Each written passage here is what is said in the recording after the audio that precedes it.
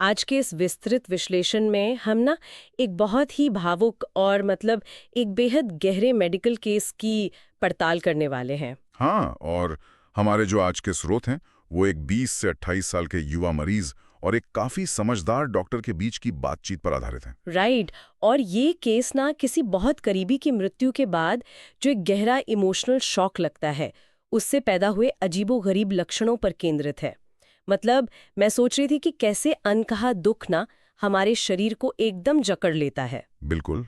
और ये जकड़न सिर्फ दिमागी नहीं होती। वही तो। सोचिए, आपके मन का दर्द इतना गहरा हो जाए कि वो आपके शरीर में सचमुच कील ठोकने या गले में पत्थर फंसने जैसा महसूस होने लगे। सुनने में अजीब लगता है ना, लेकिन ये सच्चाई है।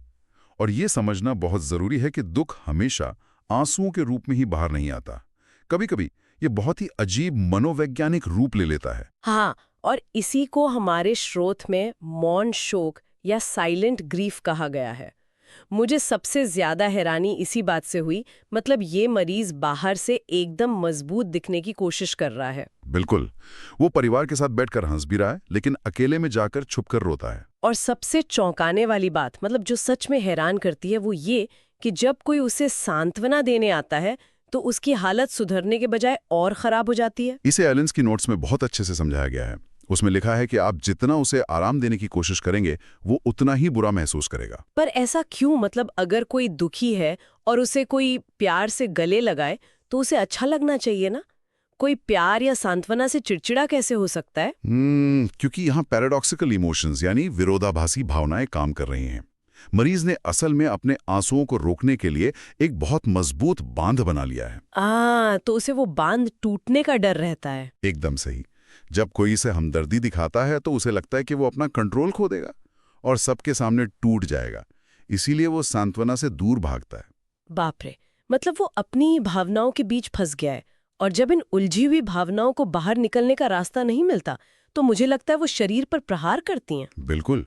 शरीर उन चीजों को व्यक्त करता है जो मन नहीं कह पाता। हाँ, क्योंकि स्रोत में बताया गया है कि मरीज बार बार गहरी आहें भरता है और उसे ग्लोबस हिस्टेरिकस की समस्या है। गले में ऐसा लगता है जैसे कोई भारी गोला फंसा हो। जबकि असल में वहां कुछ नहीं होता, कोई रुकावट नहीं होती। तो ये सिर्फ एक एहसास है। हाँ, ये एक तरह का मेटाफर है।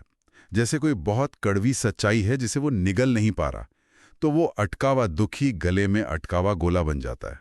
ये गले वाली बात तो फिर भी समझ में आती है, लेकिन वो जो सिरदर्द है उसे ऐसे दर्शाया गया जैसे सिर के एक हिस्से में किसी ने सचमुच कील ठोक दी हो। हाँ, वो नेल लाइक हेडेक। वो यहाँ थोड़ा शक हो रहा है। क्या सिर्फ मानसिक तनाव शरीर में सचमुच कील चुभने जैसा सटीक और भयंकर दर्द पैदा कर सकता है? ये थोड़ा अविश्वसनीय लगता है। ये शक होना लाजमी है, पर हमारा नर्वस सिस्टम ना ऐसे ही काम करता है। जब बहुत बड़ा इमोशनल शॉक लगता है तो सिस्टम ओवरलोड हो जाता है। जैसे किसी सर्किट में शॉर्ट सर्किट हो गया हो। एकदम सटीक उदाहरण। दिमाग के वो हिस्से जो भावनाएं महसूस करते हैं और जो शारीरिक दर्द महसूस करते हैं, उनके तार आपस में उलझ जाते हैं। तो वो गहरा दुख उसे कील चुभने वाले दर्द के रूप में महसूस होता है। अरे वाह। और स्रोत में ये भी है कि ये सारे लक्षण कॉफी पीने, स्मोकिंग करने या सुबह के समय और ज्यादा बढ़ जाते हैं। हाँ, क्योंकि ये सभी चीजें नर्वस सिस्टम को और उत्तेजित करती हैं। तो अगर हम इस पूरी बातचीत को एक साथ जोड़ें, डॉक्टर ने इन सभी बिखरे हुए लक्षणों को कैसे जोड़ा? मौन शोक, सांत्वना से चिढ़, गले में फंसा हुआ महसूस होना और सिर दर्द। माफ कीजिएगा, सिर दर्द, कोई बात नहीं। हाँ, तो एक अनुभवी डॉक्टर इन सबको अलग अलग बीमारी नहीं मानता। वो समझ जाता है कि ये सारी शिकायतें एक विशेष होम्योपैथिक उपाय की ओर इशारा कर रही हैं। और वो उपाय क्या है? इग्नेशिया अमारा।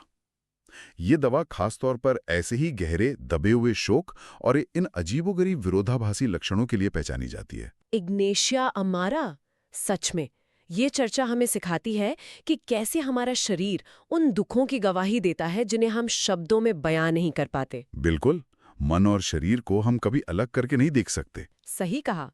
तो इस इस चर्चा के अंत में श्रोताओं के लिए एक विचारणीय सवाल छोड़ना चाहूंगी। जरूर। क्या हमारे शरीर के वे रहस्यमय दर्द जिनका कोई स्पष्ट मेडिकल कारण नहीं मिलता, क्या वे असल में हमारी वे दबी हुई भावनाएं हैं जो सिर्फ हमारी तवज्जो मांग रही हैं?